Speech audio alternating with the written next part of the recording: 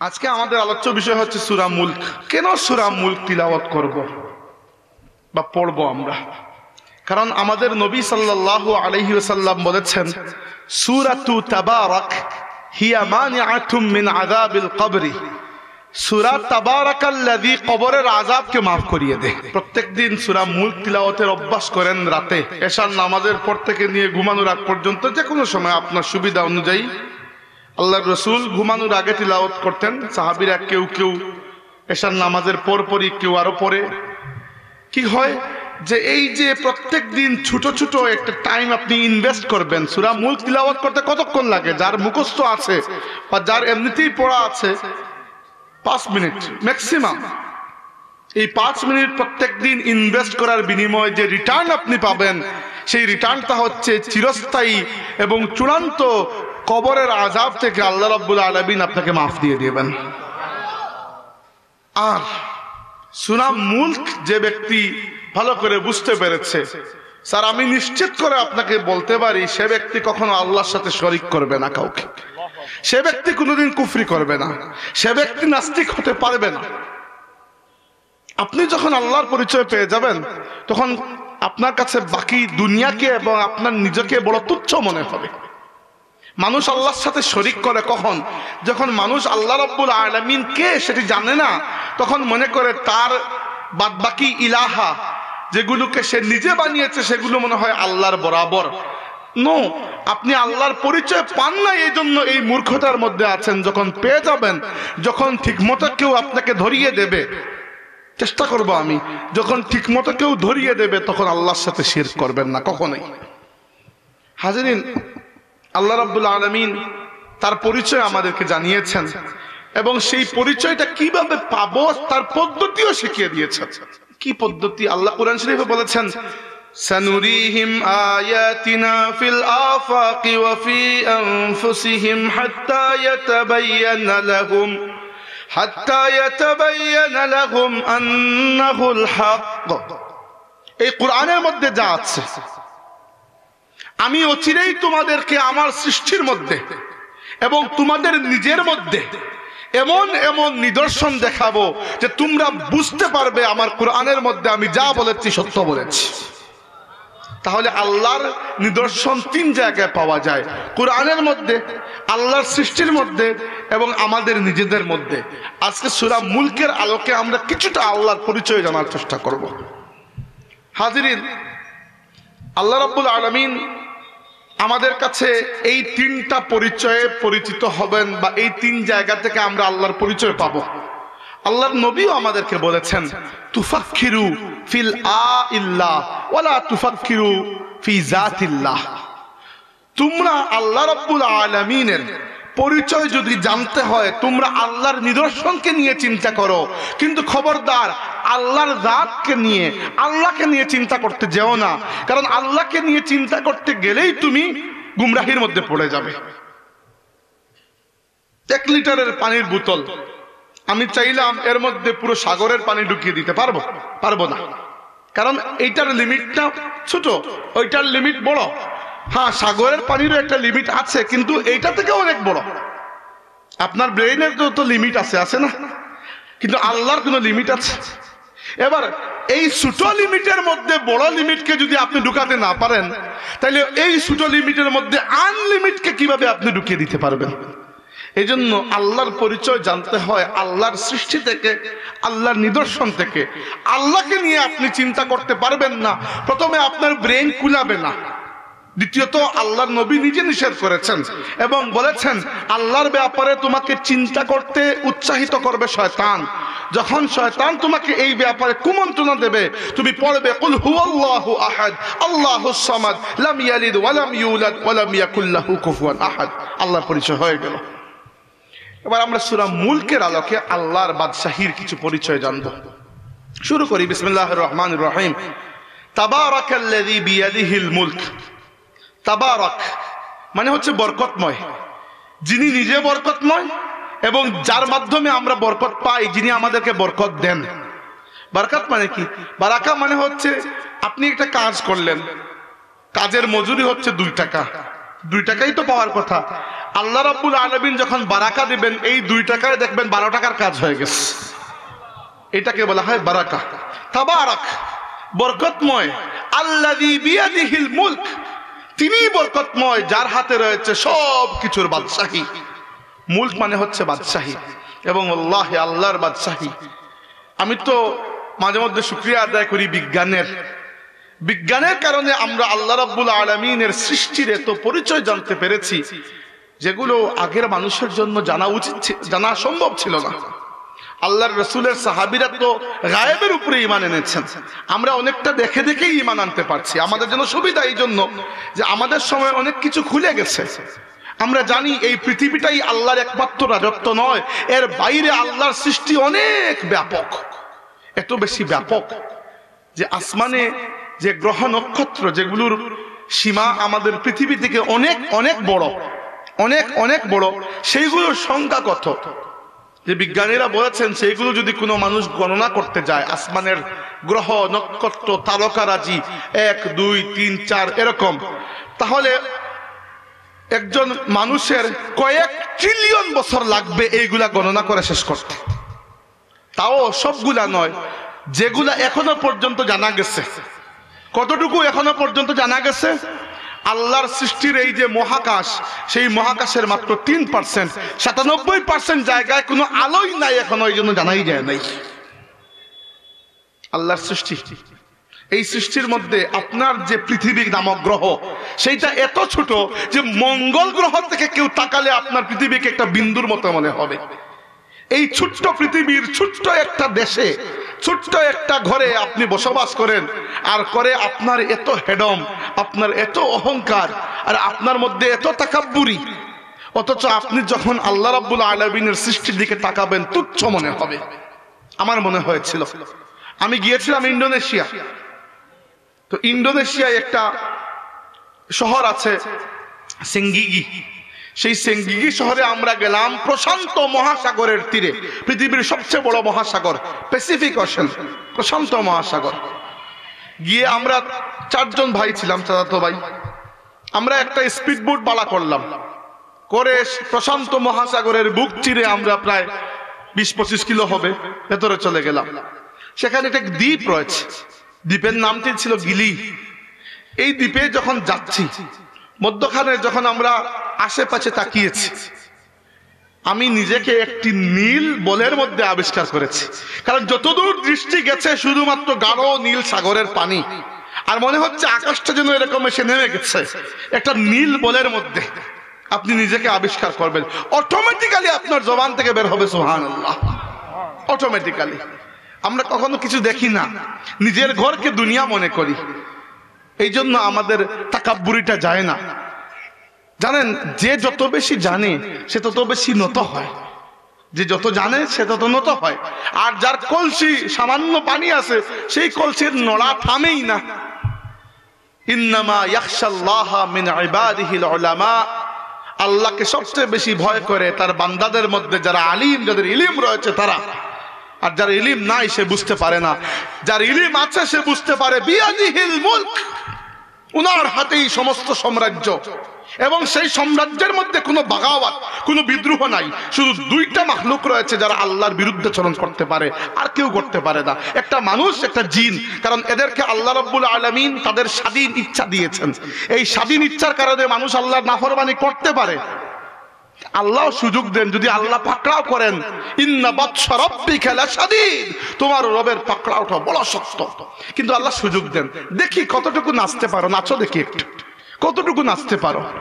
এই জন্য মানুষ নাচে, নাচতে নাচতে যখন বেশি উপরে উঠে যায়, এমন ভাবে মুখ থুবড়ে পড়ে তার অস্তিত্ব ইতিহাস থেকে মিটে যায়। দেখেন না আল্লাহ দ্রোহী শক্তিগুলোর কি পরিণাম হয়েছে। এই দুনিয়ার ইতিহাসে সবচেয়ে বড় আল্লাহ দ্রোহী ছিল ফেরাউন। এমনকি জিব্রাইল আমাদের নবীকে বলেছে, ইয়া রাসূলুল্লাহ, আল্লাহর পুরো মাখলুকের মধ্যে ফেরাউনের চাইতে বেশি নফরত আমি আর কাউকেই করি না। এই ফেরাউন যখন ডুবে মারা যাচ্ছে, তখন ফেরাউন কালিমা পড়েছিল, আমানতু বিরব্বি মুসা ওয়া হারুন, আমি মুসা এবং হারুনের রবের উপর ঈমান আনলাম। কিন্তু সেই সময় ঈমান কবুল হয় নাই। আল্লাহ বলেছেন, আল আনা নাও এখন ওয়াকাদ আসাইতা ক্বাবলু ওয়া কুনতা মিনাল মুফসিদিন, এর পূর্বে তো তুমি অনেক নাফরমানি করেছো, অনেক জুলুম করেছো মানুষের উপর, আজকে কেন? আল ইয়াউমা নুনাজ্জিকা বিবাদানিকা লিতাকুনা লিমান খালফাকা আয়া, আজকের দিনে আমি তোমার দেহকে সংরক্ষণ করে রাখবো যেন পরবর্তীরা দেখতে পারে যে আল্লাহ দ্রোহীদের কি পরিণাম হয়। আমি নিজের চোখে মিশরের কায়রো মিউজিয়ামে ফেরাউনের মমি যখন দেখেছিলাম, আমার বিশ্বাস হয় নাই এই মমি দেখার পরে যে এই ফেরাউন স্বাস্থ্য তো আমার চাইতে কম, আমার চাইতে তো কম হওয়ারই কথা, কিন্তু সত্যিই কম।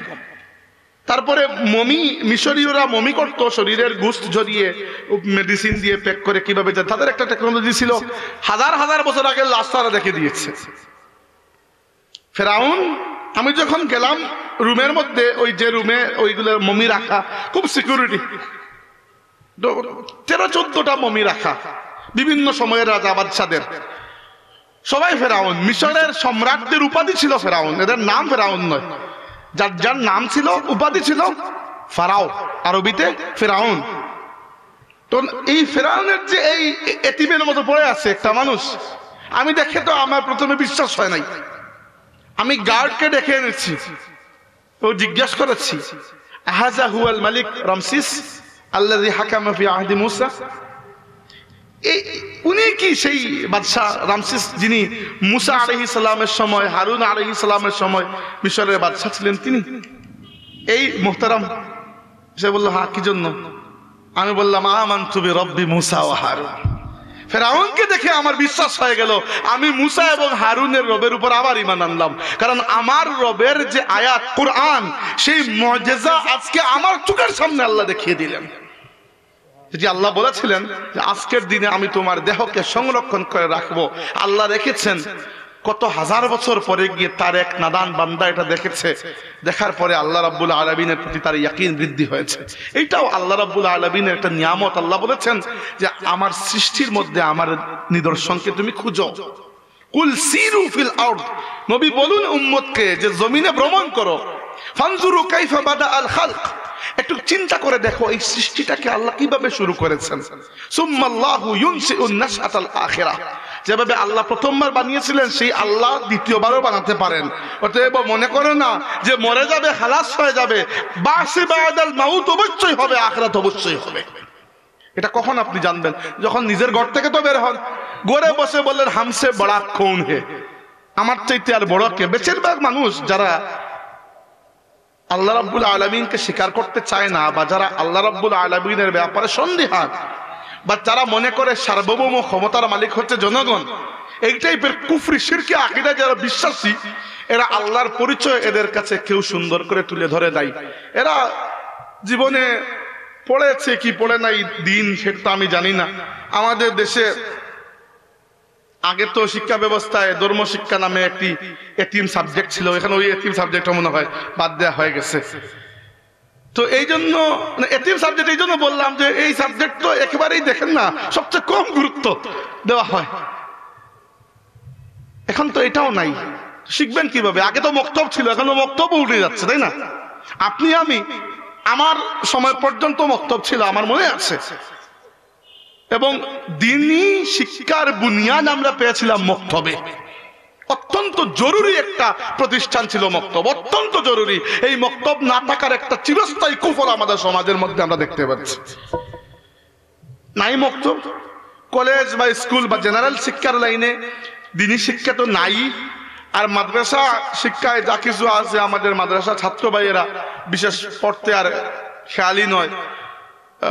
এটা আমি মাঝখানে চুক্তিভিত্তিক শিক্ষক হিসাবে সুবহানীগড় মাদ্রাসায় 2 বছর ছিলাম, পরে ছেড়ে দিয়েছি করোনার সময়। তো ওইখানে নিয়েছিলেন আমাকে, ওই যে নতুন মানে অনার্স যখন খোলা হয়েছিল, তখন অনার্সের হাদিসের টিচার হিসাবে 2 বছর পড়িয়েছিলাম। তো দেখেছি বিশেষ কোনো খেয়াল নাই।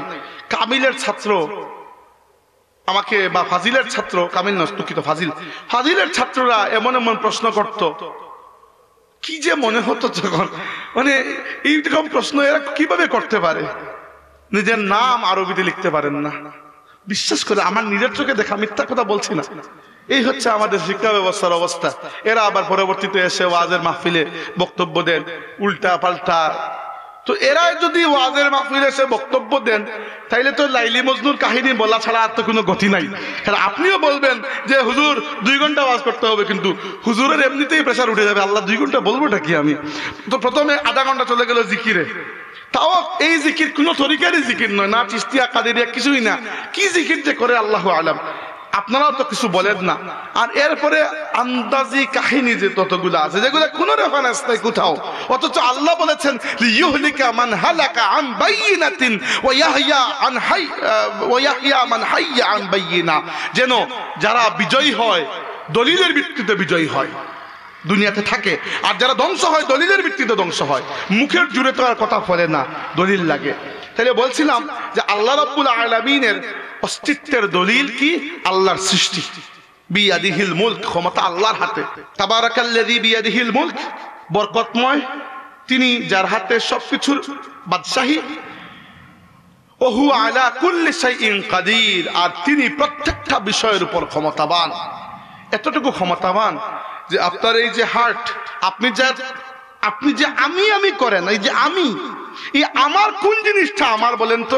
আল্লাহ যদি আমার হার্টকে বলেন বন্ধ, খালাস অফ, তাহলে তো আপনি চালাতে পারবেন না। আর চলে গেলেন আইসিইউতে, ভেন্টিলেটরে ঢুকিয়ে দেওয়া হলো আপনাকে, খরচ জানেন এইগুলার? আপনার হার্ট প্রত্যেক দিন 1 লক্ষ বার পাম্প করে, 1 লক্ষ বার পাম্প, মানে সংকুচিত হয় এবং স্ফীত হয়, এবং এই 1 লক্ষ বার সংকুচিত হওয়ার এবং স্ফীত হওয়ার মাধ্যমে 10,000 লিটার রক্ত পাম্প করে প্রত্যেক দিন। আপনার শরীরের রক্তগুলোকে যদি নতুন হিসাবে ধরা হয়, তাহলে প্রত্যেক দিন এই হার্টের মাধ্যমে 10,000 লিটার রক্ত পাম্প হয়ে আপনার শরীরের প্রত্যেকটি রগ হয়ে প্রত্যেকটি কোষ পর্যন্ত পৌঁছায়। জানেন, একদিন যখন আপনাকে ভেন্টিলেটরে নেওয়া হয়, মানুষকে যখন ভেন্টিলেশনে নেওয়া হয় লাইফ সাপোর্টে, আর কৃত্রিমভাবে হার্ট সচল রাখা হয়, খরচ জানেন প্রত্যেক দিন 1.5 লক্ষ টাকা লাগে। এবার দেন আল্লাহকে বাড়া, জন্মের পর থেকে আল্লাহ বিনা খরচে আপনার এই কাজ করিয়ে যাচ্ছেন। প্রত্যেক দিন 1 লক্ষ বার আপনার হার্ট পাম্প করে 10,000 লিটার রক্ত দেন। 1 লক্ষ টাকা ভাড়া করে প্রত্যেক দিন দিলে আর কোনো মানুষের খাবার জোগাড় থাকতো? রব্বুল আলামিন তো কিছুই চান নাই। আপনার ইচ্ছার বাইরে আপনি জানেনও না, প্রত্যেক দিন আপনার চোখের পাতা 12,000 বার করে, পাতা পড়ে আর উঠে 12,000 বার। আপনার ফুসফুস, আপনার কিডনি প্রত্যেক দিন 3 থেকে 4 বার ডায়ালাইসিস করে। একবার ডায়ালাইসিস কৃত্রিমভাবে করার খরচ জানেন? আল্লাহ না করুক কারো কিডনি যদি নষ্ট হয়ে যায়, ডায়ালাইসিস করা কয়েক লক্ষ টাকার বিষয় একবার। অথচ আপনার কিডনি নয়, সরি কলিজা, লিভার প্রত্যেক দিন ডায়ালাইসিস করে 3 থেকে 4 বার। একইভাবে আপনার যে ফুসফুস, লাংস যেটিকে আমরা বলি, যেটি শ্বাস প্রশ্বাসের কাজ করে, প্রত্যেক দিন 23,000 বার শ্বাস প্রশ্বাস নেয় আর 23,000 বার শ্বাস প্রশ্বাস দেয়। এই পুরো যে সিস্টেম, এই কোন সিস্টেম তো আপনি কন্ট্রোল করেন না। আজকের আগে তো জানতেনই না এগুলো কিভাবে কাজ করে, অথচ আপনার জানার ঊর্ধ্বে উঠে রব্বুল আলামিন এইগুলার প্রত্যেকটিকে সচল করে রেখেছেন। একদিনের জন্য আপনার কাছে ভাড়া তলব করেন নাই। বিয়াদিহিল মুলক, আপনার রাজত্ব আল্লাহর হাতে। খালি একটাই যে আপনার ইচ্ছাটা একটু আপনার হাতে আল্লাহ দিয়েছেন, দেখে কি করতে পারো। আর তো ঠিক আছে, মানুষ উপরে উঠে গেছে একেবারে, অথচ কিছুই না। ওহু আলা কুল্লি শাইইন কাদির, তিনি প্রত্যেকটা বিষয়ে ক্ষমতাবান। আল্লাযী খালাকাল মাউতা ওয়াল হায়াতা, আল্লাহ সৃষ্টি করেছেন মৌত এবং হায়াত। দেখেন, আল্লাহ হায়াত এবং মৌত বলেন নাই, মৌত এবং হায়াত বলেছেন। কি জন্য? কারণ মানুষের হায়াত 2টা, মৌত একটা। হায়াত একটা দুনিয়াবি, আর একটা আখিরাতে গিয়ে যে জীবন পাবেন, আর মৌত তো মধ্যখানে একটাই। এবার এই দুনিয়াবি হায়াতটা এত তুচ্ছ যে আল্লাহ রাব্বুল আলামিন এইটাকে গোনার মধ্যে ধরে নি নাই। আল্লাহ শুরু করেছেন মৃত্যু থেকে। মৃত্যু প্রথমে আসবে, আর আসল জিন্দেগি তো আখিরাতের জিন্দেগি। ওয়া ইন্নাদ দারাল আখিরাতা লাহিয়াল হায়াওয়ান লাউ কানু ইয়ালামুন, তারা যদি জানতো তাইলে বুঝতে পারতো যে আসল জিন্দেগিটাই তো আখিরাতের জিন্দেগি। এবার দুনিয়ার জিন্দেগি কি রকম জানেন?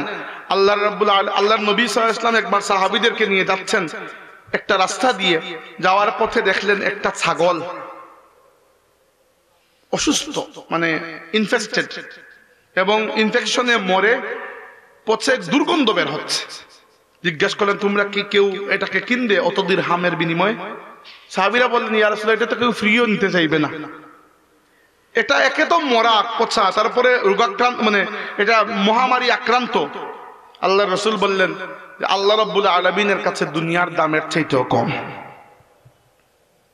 দুনিয়াদার তো আমরা সবাই, কিন্তু একটা লেভেলে এসব চিন্তা করা উচিত যে দুনিয়ার দাম আল্লাহর কাছে এত কম, সেই দুনিয়া সাজানোর জন্য আমরা কত কিছু করি, সমস্যা নাই, কিন্তু অন্ততপক্ষে হালাল হারামের পার্থক্য তো থাকবে, হালাল হারামের পার্থক্য তো থাকবে।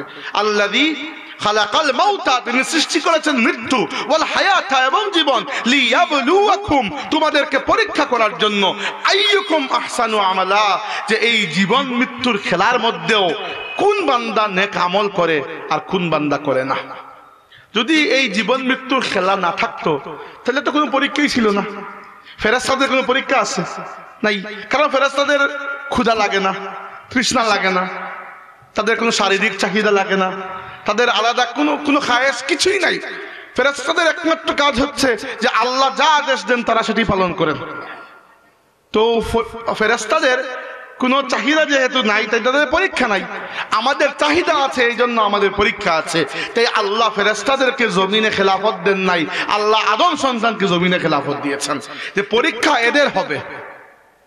আর এই আদম সন্তানরা যখন গুনাহ করে আর সেই গুনাহটি স্বীকার করে বলে যে আল্লাহ আমি গুনাহ করে ফেলেছি, আমাকে মাফ করে দাও, রব্বুল আলামিন এত বেশি খুশি হন যে এক ব্যক্তি, আল্লাহর রাসূল বলেছেন, এক ব্যক্তি তার উট নিয়ে যাচ্ছে মরুভূমির মধ্যখান দিয়ে, উটের উপর তার মালসামান, তার নিজেরও বাহন এই উট, মরুভূমিতে গিয়ে উটটা রেখে সে একটু বিশ্রাম নিয়েছে, চোখ লেগে গেছে, উঠে দেখে তার উট কোন জায়গায় হারিয়ে গেছে। ক্লান্ত হয়ে সে খুঁজতেছে, খুঁজে পায় নাই, সে বসে বসে মৃত্যুর অপেক্ষা করছে, কারণ মরুভূমিতে এত লম্বা পথ তো হাঁটে যাওয়া সম্ভব নয়। উটের পিঠে তার খাবার, উটের পিঠে তার পানি, সবকিছু, উটটা তার বাহন। এমন সময় সে দেখেছে তার উট দৌড়ে তার দিকে আসতেছে, সে জড়িয়ে ধরেছে উটের লাগাম এবং আল্লাহ শুকরিয়া আদায় করেছে। তবে খুশির চুটে, বিশিদ্দাতিল ফারাহি, খুশির চুটে শুকরিয়া আদায় করতে গিয়ে সে বলে ফেলেছে, হে আল্লাহ আমি তোমার রব আর তুমি আমার বান্দা। মানে বলা উচিত ছিল হে আল্লাহ আমি তোমার বান্দা, তুমি আমার রব। সে উল্টা করে ফেলেছে, খুশির চুটে, ইচ্ছা করে নয়। আল্লাহর রাসূল বলেছেন ওই ব্যক্তির খুশির চাইতো গুনাহগারের চোখের পানিতে আল্লাহ আরো বেশি খুশি হয়ে যান। এটা আমরা পাইব পরের আয়াতে। আল্লাহ বলেছেন তিনি সৃষ্টি করেছেন মৃত্যুকে এবং জীবনকে যেন পরীক্ষা করেন তোমাদের মধ্যে কে নেক আমল করে। ওয়া হুয়াল আজিজুল গফুর, আর তিনি বড় জবরদস্ত, আল্লাহ বড় জবরদস্ত, আল আজিজ, যিনি যা ইচ্ছা করতে পারেন এবং কাউকে কিছু জিজ্ঞাসা করা লাগে না, এবং যিনি যা ইচ্ছা করতে পারেন তাকে কেউ কোনো প্রশ্ন করতে পারে না। লা ইয়াসআলু আম্মা ইয়াফআলু ওয়া হুম ইউসআলুন, তিনি যা করেছেন কেউ প্রশ্ন করবে না, কিন্তু তিনি প্রশ্ন করবেন। ফাআলুল লিমা ইউরিদ, যা ইচ্ছা করেন, তিনি জবরদস্ত। আল গফুর, তিনি বড় দয়ালু। যদি তুমি তার পথে হাঁটতে শুরু করে দাও, পথে পথে হুচট খাবে, ঠিক আছে, হুচট খেলে সমস্যা নাই, আল্লাহ বড় গফুর, এগুলো আল্লাহ মাফ করে দেবেন। তবে চলতে হবে তার পথে। আল্লাযী খালাকাল মাউতা ওয়াল হায়াতা লিয়াবলুয়াকুম আইয়ুকুম আহসানু আমালা ওয়া হুয়াল আজিজুল গফুর। আল্লাযী খালাকা সাবআ সামাওয়াতিন তিবাকা, আল্লাযী, যিনি খালাকা সৃষ্টি করেছেন, সাবআ সামাওয়াত, 7টি আসমান, তিবাকান, স্তরে স্তরে, একটার উপরে আরেকটা, তিবাক হচ্ছে একটার উপরে আরেকটা। আসমান 7টি, কুরআন শরীফে আল্লাহ অসংখ্যবার বলেছেন আসমান 7টি। আমরা যে আসমান দেখি সেটা হচ্ছে সামায়ে দুনিয়া, দুনিয়ার আসমান, অর্থাৎ একেবারে নিচের আসমান, এটা সবচেয়ে ছোট। এবং এইটা কত দূর জানি না আমরা, কত দূর, কেউ কখনো ওখানে যেতে পারে নাই। ওই যে বিজ্ঞানের যে মহা আবিষ্কার বললাম, যে গ্রহ নক্ষত্র যেগুলো আবিষ্কার বলতে বিজ্ঞান বানায় নাই, বিজ্ঞান খুঁজে পেয়েছে যে পৃথিবীর বাইরেও পৃথিবীর চাইতে 1000 গুণ বড় বড় গ্রহ নক্ষত্র ঘুরে বেড়াচ্ছে। এই সবগুলো দুনিয়ার আসমানের নিচে, আর উপরের আসমানগুলোর কোনো হিসাবই নাই, আমরা জানি না। এবং এই আসমানগুলোর মধ্যে কোনটা বড় কোনটা ছোট, কতটুকু বড় কতটুকু ছোট বোঝানোর জন্য একটা হাদিস যথেষ্ট। আল্লাহর রাসূল বলেছেন দ্বিতীয় আসমান আর প্রথম আসমানের তুলনা যদি আপনি করেন, তাহলে ধরেন এই দ্বিতীয় আসমান, এই প্রথম আসমান, দ্বিতীয় আসমানের তুলনায় প্রথম আসমান এত ছোট, যেরকম বিশাল মরুভূমির মধ্যে আপনার আঙ্গুলের আংটি যদি হারিয়ে যায়, ওই মরুভূমির তুলনায় আংটি যত ছোট, দ্বিতীয় আসমানের তুলনায় প্রথম আসমান তত ছোট, তৃতীয় আসমানের তুলনায় দ্বিতীয়টা তত ছোট, 4 নম্বরটার তুলনায় 3 নম্বরটা তত ছোট, 5-এর তুলনায় 4, 6-এর তুলনায় 5, 7-এর তুলনায় 6, এইরকম একটার থেকে আরেকটা এত ছোট যেন মরুভূমিতে হারিয়ে যাওয়া একটি আংটি। আর 7 নম্বর আসমান যেটা সবচেয়ে বড়, সেই আসমান আল্লাহর কুরসির তুলনায় এত ছোট যেন মরুভূমির মধ্যে হারিয়ে যাওয়া একটি আংটি। আর আল্লাহর কুরসি আল্লাহর আরশের তুলনায় এত ছোট যেন মরুভূমির মধ্যে হারিয়ে যাওয়া একটি আংটি। এই বিশাল সৃষ্টি কে করেছেন, কিভাবে করেছেন? আল্লাহু আ'লাম। এইগুলো চিন্তা করতে গেলে আপনার আল্লাহকে নিয়ে চিন্তা করবেন, ওই খেয়ালই বাদ দিয়ে দেন। আল্লাহর সৃষ্টিকে নিয়ে চিন্তা করলেই পাগল পারা হওয়ার মতো অবস্থা। না, বাদ দেন, বাকি আসমানের হিসাবই তো নাই। খালি এক আসমানের নিচে যে গ্রহ নক্ষত্র আছে, এগুলার কোনো হিসাবই নাই। গত কয়েকদিন আগে আমেরিকার মহাকাশ গবেষণা সংস্থা নাসা $10 বিলিয়ন খরচ করে গত 10 না 12 বছর থেকে বানিয়েছে তারা একটা টেলিস্কোপ, জেমস ওয়েব টেলিস্কোপ। এটা পাঠিয়েছে গত ডিসেম্বর মাসে পৃথিবী থেকে বহু দূরে। এইগুলা গিয়ে গ্রহ নক্ষত্রের ছবি তুলবে, এবং এই ছবিগুলো যদি দেখেন, আমি মাঝে মধ্যে নাসার ওয়েবসাইট চেক করি, কি জন্য আমার ইমান একটু বৃদ্ধি পায়। বিভিন্ন জায়গা থেকে বিভিন্ন কিছু দেখে, আল্লাহর সৃষ্টিকে দেখে। আল্লাহ, এইগুলো দেখার পরে আপনার অঙ্ক মিলাতে পারবেন না যে আপনার রবের সৃষ্টি কত বড়। আর এই সৃষ্টি আল্লাহ বলেছেন, ইন্নাল্লাহা ইউমসিকুস সামাওয়াতি ওয়াল আরদি আন তাজুলা। আল্লাহ রাব্বুল আলামিন এই আসমান জমিনের এই সিস্টেমকে, নিজামকে ধরে রেখেছেন যেন এগুলা নড়ে না যায়। ওয়ালা ইনজালাতা, যদি নড়ে যায় একবার, ইন আমসাকাহুমা আহাদাম মিন আহাদিম মিন বাদি, আল্লাহ ছাড়া অন্য কেউ এগুলাকে আবার জায়গায় রাখতে পারবে না। এই সিস্টেমটা আল্লাহ বানিয়েছেন। শামসু তাজরি লিমুস্তাকাররিন লাহা যালিকা তাকদীরুল আজিজুল আলিম। আল্লাহ সূর্যকে একটা নির্ধারিত নিয়ম দিয়েছেন। ওয়াল কমারা কদ্দারনাহু মানাজিল, চন্দ্রকে দিয়েছেন, এবং সবাই যার যার কক্ষপথে ঘুরে বেড়াচ্ছে। আল্লাহ প্রত্যেকটা প্রাণীর মধ্যে কিছু না কিছু জিনিস দিয়েছেন, যে জিনিসগুলো ওই প্রাণীর বৈশিষ্ট্য, এগুলো আল্লাহর মুলুকিয়ত। আপনি একবার চিন্তা করেন, সাগরের একটা প্রাণী ধরেন তিমি, তিমি তো চিনেন, তিমি কিন্তু মাছ নয়, তিমি স্তন্যপায়ী প্রাণী, অর্থাৎ তিমি মাছের মতো ডিম পারে না। তিমি তার বাচ্চাকে দুধ পান করায়, বাচ্চা দেয় এবং দুধ পান করায়, এটা প্রাণী। তাহলে আপনি প্রশ্ন করবেন, তাহলে প্রাণী তাহলে পানিতে কি করে? প্রাণী তো উপরে থাকার কথা, পানিতে থাকা মাছ। কাহিনী হচ্ছে, তিমির ওজন এত বেশি যে তার নিজের মেরুদণ্ড তার ওজন নিতে পারে না। এই জন্য মাটিতে হলে তার নিজের ওজনে মেরুদণ্ড ভেঙে যাবে। যেহেতু পানিতে, তাই পানি যেহেতু একটু ওজন নিজেই নিয়ে নেয়, পানিতে আপনার ওজন তো কমে যায়, কিন্তু পানি নিজেই একটু ওজন নিয়ে নেয়, এই জন্য তিমি পানিতে চলতে পারে।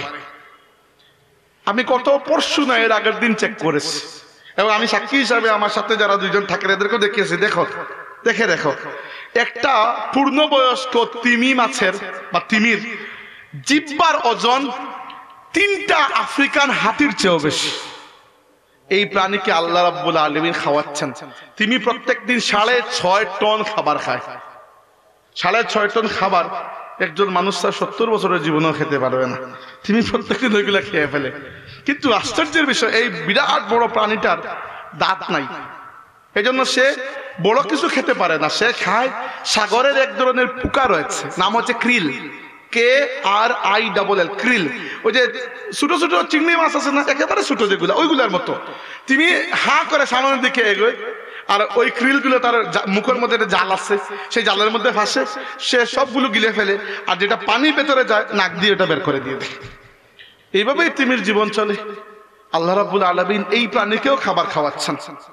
আপনি দেখেন, ওই যে ফড়িং আছে না, আমরা ছোটকালে ফড়িং দিয়ে খেলতাম, ফড়িং যেগুলো উড়ে, গাছ ফড়িং নয়, নর্মাল ফড়িং যেগুলা, কি বলে হেলিকপ্টার, আচ্ছা ওই হেলিকপ্টার ফড়িং যেগুলো আছে। আপনি কি জানেন হেলিকপ্টার ফড়িং এর বা ফড়িং এর ডিম যেগুলা এত ছোট, মানে দেখবেন না, খালি চোখে দেখতে কষ্ট হবে, এগুলো এত ছোট। এই ডিম থেকে যে ফড়িং এর জন্ম হচ্ছে, ফড়িং এর প্রত্যেকটা চোখের গর্তের মধ্যে 25,000 করে চোখ রয়েছে। এই প্রত্যেকটা 25,000 এই 50,000 চোখ একসাথে ফাংশন করে, এরপরে তার ব্রেইনের মধ্যে কোনো পিকচার যায়। আর এইটাতে সময় লাগে 1 সেকেন্ডের 100 ভাগের 1 ভাগ সময়। আপনার কখনো মনে হতে পারে যে বাকি প্রাণীগুলোর পা উপর থেকে এসে এভাবে হয়ে গেছে, হাতির পা এরকম খাম্বার মতো কেন? কারণ হাতির পায়ের নিচে সেন্সর রয়েছে। একটা হাতি জমিনে এরকম পা যদি বাড়ি দেয়, তাহলে তার আশেপাশে 40 স্কয়ার কিলোমিটারের মধ্যে যত হাতি আছে সবার সাথে তার যোগাযোগ স্থাপন হয়ে যায়। একটা চিল বা ঈগল বা এই ধরনের প্রাণী, বিশেষ করে ঈগল, এরা প্রায় 3 থেকে 3.5 মাইল উপর থেকে পানির নিচে যদি একটা ছোট্ট পোকাও এরকম হাঁটাহাঁটি করে, সেটাকেও খুব ক্লিয়ারলি দেখতে পারে। মানুষের মধ্যে এই পাওয়ার গুলা নাই। তাহলে আপনি বলবেন তাহলে আমরা আশরাফুল মাখলুকাত কিভাবে? আশরাফুল মাখলুকাত আপনি 2 কারণে। প্রথম কারণ, আল্লাহ আপনাকে ইলম দিয়েছেন, অন্য কোনো প্রাণীকে এই রকমের ইলম আকল আল্লাহ দেন নাই। 2 নম্বর, অন্য প্রাণীরাও আল্লাহর তাসবিহ পাঠ করে, আল্লাহকে সেজদা দেয়, কিন্তু মানুষ একমাত্র প্রাণী যে তার পুরো অস্তিত্ব নিয়ে আল্লাহর সামনে সেজদায় পড়তে পারে। অন্য কেউ আল্লাহকে এরকম সেজদা করতে পারে না। সূর্য আল্লাহকে সেজদা করে কিভাবে? আল্লাহর হুকুমে সে চলাফেরা করে, এটাই তার সেজদা, এটাই তার ইবাদত। গাছ আল্লাহর ইবাদত করে কিভাবে? আল্লাহর হুকুমে সে চলাফেরা করে। সবার ইবাদত এইগুলা। মানুষের ইবাদত হচ্ছে মানুষ তার কপাল, তার হাত, তার কনুই, তার শরীর, তার পেট, পিঠ, সবকিছু, পায়ের গোড়ালি পর্যন্ত সব কিছুকে একসাথে নিয়ে আল্লাহু আকবার বলে আল্লাহর সামনে সেজদায় পড়তে পারে। যে আল্লাহর সামনে যত নত হতে পেরেছে, আল্লাহ তার তত ইজ্জত বাড়িয়ে দিয়েছেন। এই জন্য সবচেয়ে বেশি ইজ্জত আল্লাহ মানুষকে দিয়েছেন। যে আল্লাহকে সেজদা করে না, তার কোনো ইজ্জত নাই। আর যে আল্লাহকে সেজদা করে না, তাকে বহু সেজদা এক্সট্রা করে করতে হয়। वो एक सजदा जो तू गिरा समझता है, देता है आदमी को 1000 सजदों से निजात। আল্লামা ইকবাল বলেছেন, ওই একটা সেজদা যেটা আল্লাহরে তুমি করো, সেটা করতেও তোমার কত বাহানা, টাইম নাই, ফুরসত নাই, কোমরে ব্যথা, হেনতেন, তুমি বুঝো না এই এক সেজদা তোমাকে কয়েক হাজার সেজদা থেকে বাঁচিয়ে দিচ্ছে।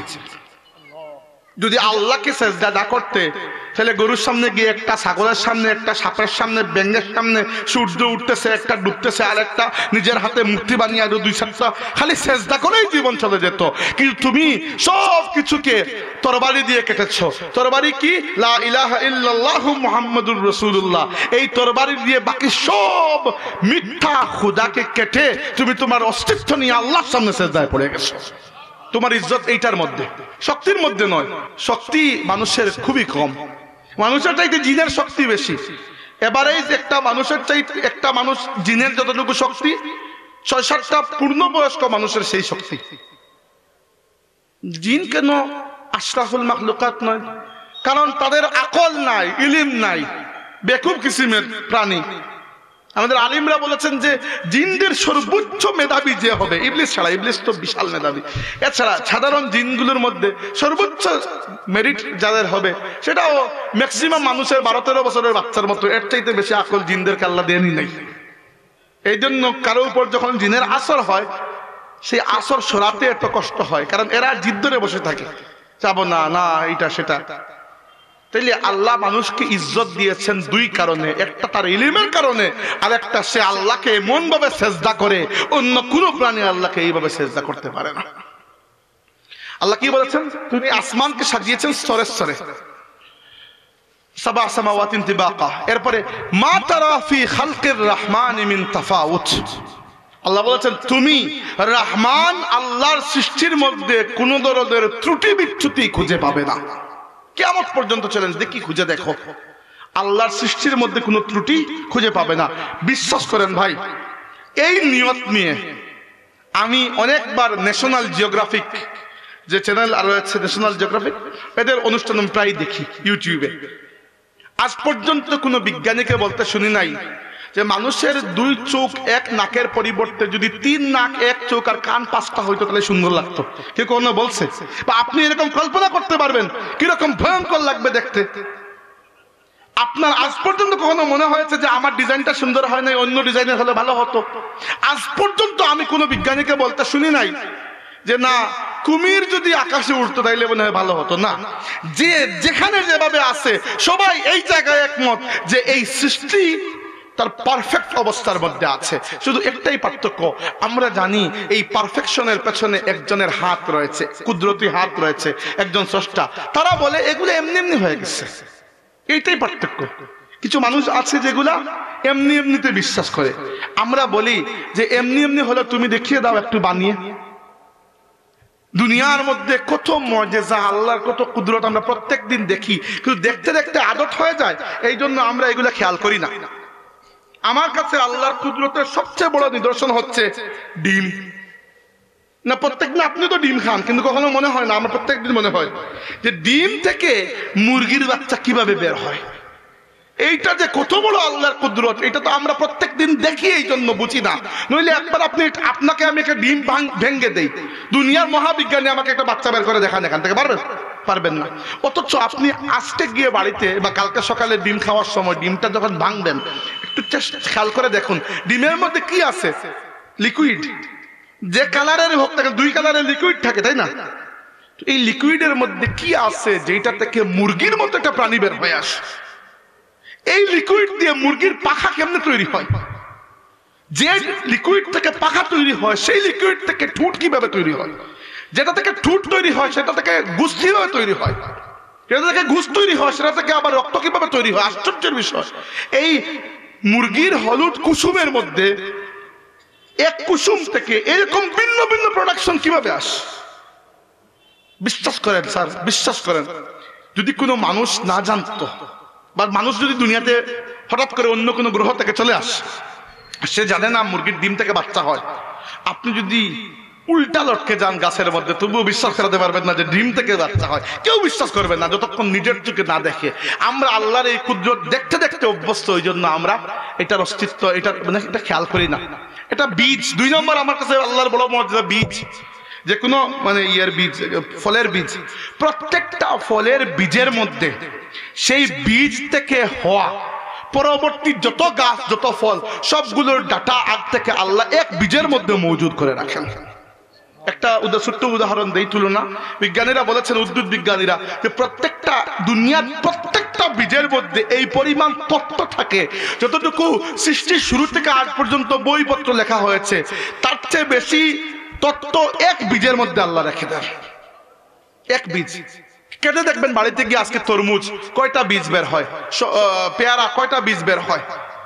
এই প্রত্যেকটা বীজের মধ্যে প্রত্যেকটা বীজ তার নিজের শরীরের থেকে 6 বিলিয়ন গুণ বড় গাছ বের করতে পারে। প্রত্যেকটা বীজ, বীজের চাইতে দুনিয়ার কেউ মিলে, কোনো মানুষ মিলে একটা বীজ তৈরি করতে পারবে না। হ্যাঁ, বীজ থেকে গাছ ভিন্ন উপায়ে তৈরি করতে পারবে, হয়তো মাটির মধ্যে না করে অন্য কোনো মেশিনের মধ্যে, কিন্তু আসল থেকে আমিও স্রষ্টা, আল্লাহ স্রষ্টা। আমি কিছু না কিছু জীবনে বানিয়েছি। ধরেন আমার এই মোবাইল ফোন যে বানিয়েছে, সে মোবাইলের স্রষ্টা, তাই না? কিন্তু সে মোবাইল বানিয়েছে, আল্লাহ এই সৃষ্টি বানিয়েছেন। পার্থক্য কি? সে মোবাইল বানিয়েছে আগের থেকে কোনো প্রোডাকশন ছিল ওইটা থেকে। ধরে প্লাস্টিক ছিল তার কাছে, স্টিল ছিল, মাইক্রোস্কিপ ছিল, এইটা সেটা ছিল, এইগুলো থেকে সে মোবাইল ফোন বানিয়েছে। আর আল্লাহ বানিয়েছেন কোনো কিছু নাই থেকে। এই সৃষ্টিকে আল্লাহ যখন বানিয়েছেন তখন তো কিছুই ছিল না। আল্লাহর সৃষ্টির বৈশিষ্ট্য হচ্ছে আল্লাহ নাই থেকে আছে বানিয়েছেন, আর তুমি আছে থেকে আছে বানিয়েছো। আচ্ছা, একজন ভালো কাঠমিস্ত্রি হলে এই চেয়ার, এই টেবিলটাকে কেটে চেয়ার বানিয়ে ফেলতে পারবে, কোনো বিষয় না। এগুলো চেয়ারের ডিজাইন করলে তো চেয়ার হয়ে যায়। কিন্তু আমি বললাম দেখে হাওয়ার মধ্যে থেকে একটা লাইট বানিয়ে দেখান, পারবে না। এই যে নাই থেকে কিছু তৈরি করা, এইটা শুধুমাত্র আল্লাহর গুণ, আল্লাহর গুণ। হাজিরিন, বলতে গেলে তো বহু বলা হয়ে যায়। আল্লাহ রাব্বুল আলামিন বলেছেন, মা তারা ফি খালকির রহমান মিন তাফাউত। রহমান আল্লাহর সৃষ্টির মধ্যে তুমি কোনো কমতি, কোনো ত্রুটি দেখতে পারবে না। ফারজিউল বাসার, দেখি, আচ্ছা আবার চেষ্টা করে দেখো তো, একবার তো পাও নাই আল্লাহর সৃষ্টির মধ্যে কোনো ত্রুটি, আবার দেখো। ফারজিউল বাসার, আবার তোমার দৃষ্টিকে ফেরাও। হাল তারা মিন ফুতুর, পেয়েছো কিছু? আল্লাহ জিজ্ঞেস করতেছেন।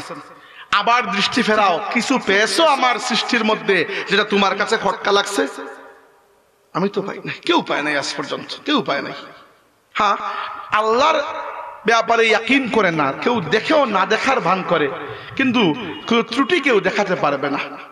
আল্লাহ আবার বলেছেন, সুম্মা রাজিউল বাসার, আবার তোমার দৃষ্টিকে ফেরাও। ইয়ানকালিব ইলাইকাল বাসারু খাসিআন ওয়া হুয়া হাসীর, তোমার দৃষ্টি ব্যর্থ হয়ে ক্লান্ত হয়ে ফিরে আসবে, তবুও চ্যালেঞ্জ দিচ্ছি বান্দা, তুমি আমার সৃষ্টির মধ্যে কোনো ত্রুটি দেখাতে পারবে না। এবার বলেন, এই সৃষ্টি দেখেও যদি কেউ আল্লাহর প্রতি বিশ্বাস না করে, সে বেকুব ছাড়া আর কিছু হতে পারে? একটা গল্প বলি। ইমাম শাফিঈ রাহমাতুল্লাহি আলাইহিকে এক ব্যক্তি প্রশ্ন করলো, এক নাস্তিক, যে আপনি কি আল্লাহ বিশ্বাস করেন? তিনি বললেন হ্যাঁ করি। সে বলল, আপনি আল্লাহ প্রমাণ পেয়েছেন কোন জায়গা থেকে? আল্লাহ যে আছেন এর প্রমাণ কোন জায়গা থেকে পাইছেন? ইমাম শাফিঈ বললেন, মিন ওয়ারাকাতি শাজারাতি তুত, তুত ফল গাছের পাতা থেকে আমি আল্লাহর পরিচয় পেয়েছি।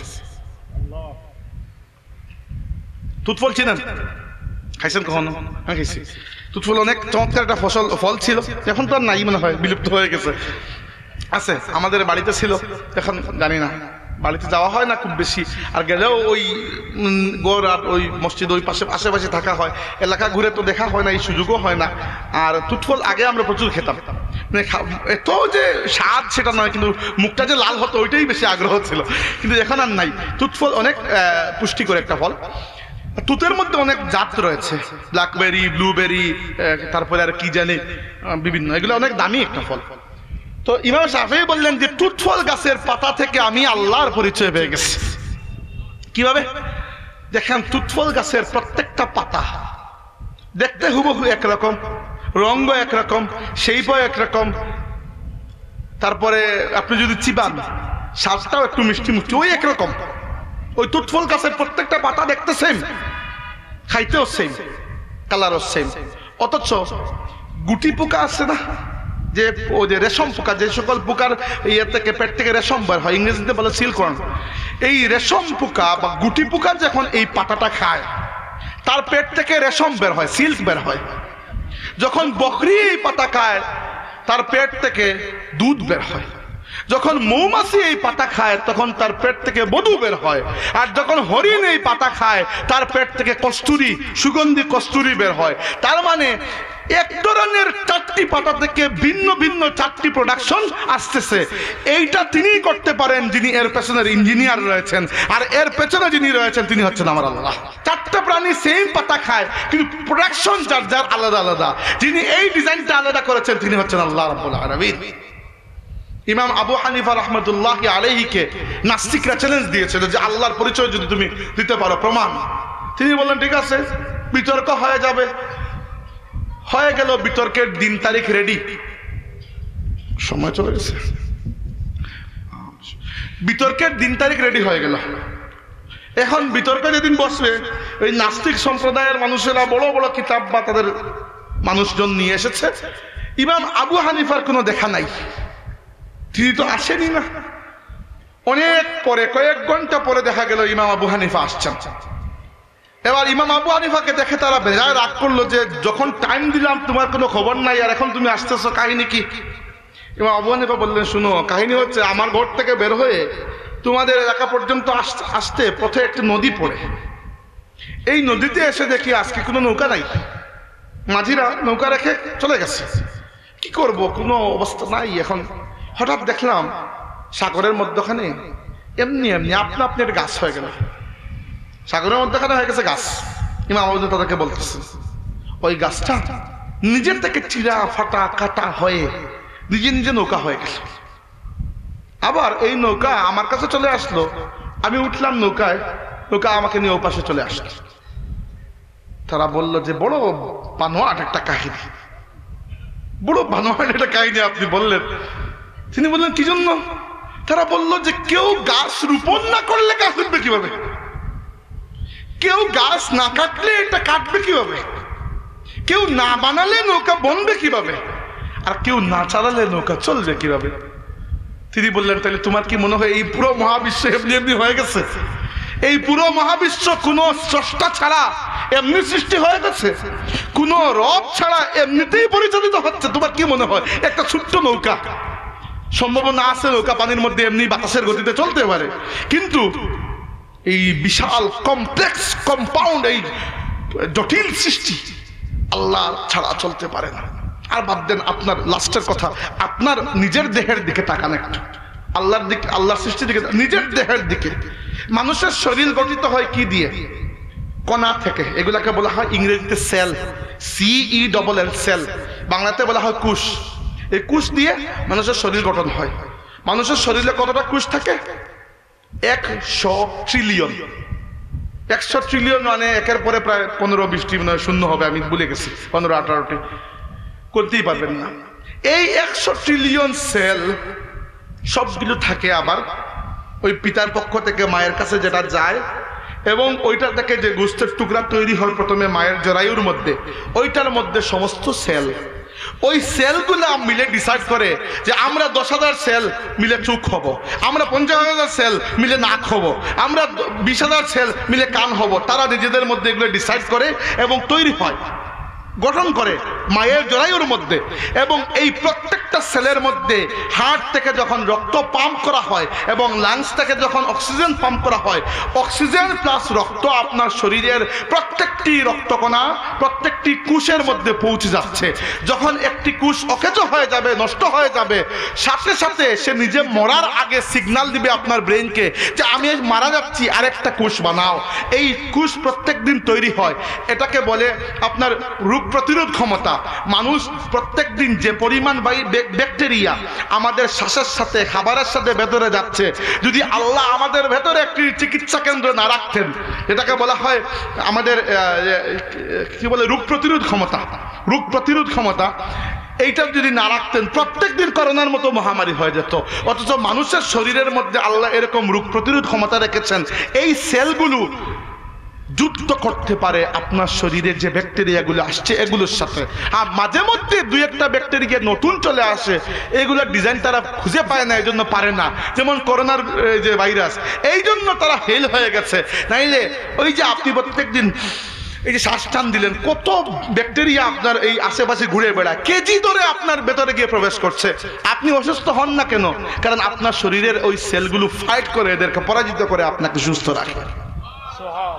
এই কমপ্লেক্স সিস্টেম। এবং জানেন এই যে সেলগুলা, এগুলার ভেতরেও প্রোটিন মলিকিউলের থাকে, ও ডাটা থাকে। এই প্রত্যেকটা প্রোটিন মলিকিউলের ভেতরে অ্যামিনো অ্যাসিড বলে এক ধরনের অ্যাসিড থাকে। এইগুলা কমপ্লেক্স সিস্টেম। একটা কথাই বলি, চিকিৎসা বিজ্ঞানীরা বলেছেন মানুষের শরীরে যে 100 ট্রিলিয়ন সেল থাকে, কণা, এক একটা কণাকে যদি আমরা মানুষের হাত দিয়ে বানাতে যাই, নিউ ইয়র্ক শহরের মতো একটা শহর লাগবে ডিজাইন করার জন্য। আর আপনার শরীরের মধ্যে 100 ট্রিলিয়ন রয়েছে, আল্লাহ সেগুলোকে দিয়ে চালাচ্ছেন। এইগুলোর মধ্যে কোনো ঝামেলা হয় না, হলেই তো ইন্না লিল্লাহ হয়ে যায়।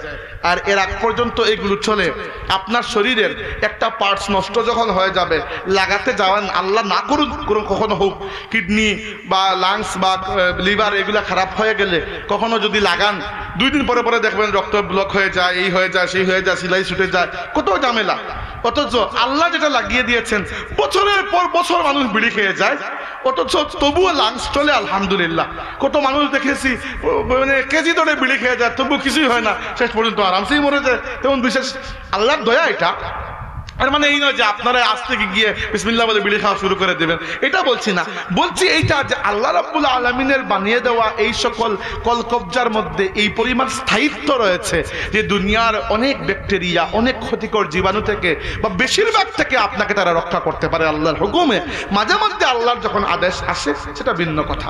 তাহলে আল্লাহর সৃষ্টির মধ্যে কোনো ত্রুটি আপনি দেখাতে পারবেন না। শেষ আয়াত, আর পারবো না।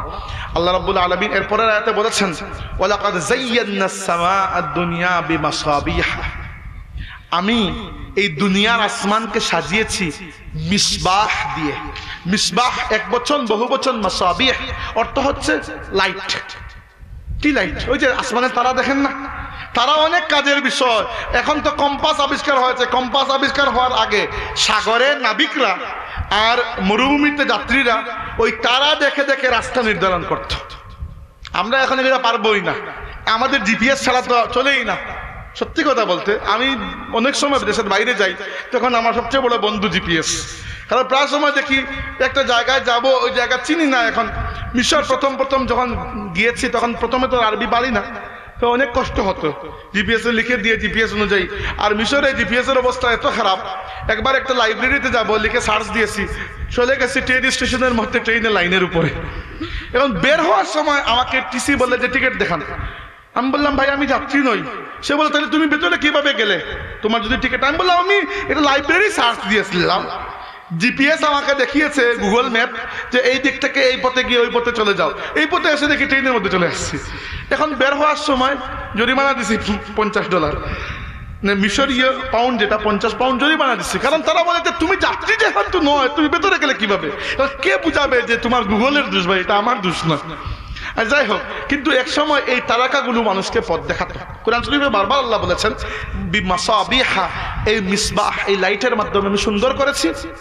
ওয়াজআলনাহা রুজুমান লিশ-শায়াতিন, এবং এইগুলো দিয়ে আমি শয়তানকে অ্যাটাক করি।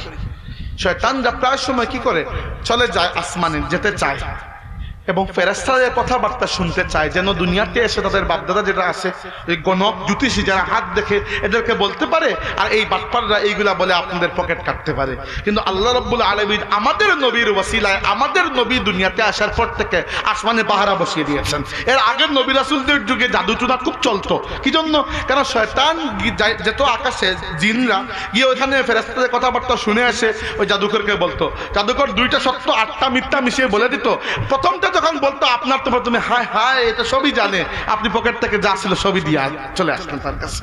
এইগুলা এই লেভেলের বড় নাফরমানি, কখনো এগুলোতে যাবেন না। আল্লাহ রাসূল বলেছেন মান আতা কাহিনান ফাকাদ কাফারা বিমা উনজিলা আলা মুহাম্মাদিন, যে ব্যক্তি কোনো গণক, কোনো জাদুকর, কোনো জ্যোতিষীর কাছে গেল, কিছু করুক কিংবা না করুক, শুধু গেল, সে মুহাম্মাদুর রাসূলুল্লাহর উপর কুফরি করলো। এত বড় অপরাধ, খবরদার এইগুলা কখনো করা যাবে না। বিমাসাবিহা ওয়াজআলনাহা রুজুমান লিশ-শায়াতিন ওয়া আ'তাদনা লাহুম আযাবাস সাঈর। আর এই সকল শয়তান যারা নিজে গুমরাহ এবং মানুষকে গুমরাহ করে, তাদের জন্য আল্লাহ প্রস্তুত রেখেছেন জাহান্নামের ভয়ঙ্কর শাস্তি। 6টা মানে না 5টা আয়াত হয়ে গেল, এতটুকু পর্যন্ত থাকুক। আল্লাহ রাব্বুল আলামিন আমাদের শোনাকে কবুল করুন এবং সূরা মুলকের উপর আমাদেরকে প্রতিনিয়ত আমল করার তৌফিক দান আমরা বলি আমিন। সুবহানাকাল্লাহুম্মা ওয়া বিহামদিকা আশহাদু আল্লা ইলাহা ইল্লা আনতা আস্তাগফিরুকা ওয়া আতুবু ইলাইক।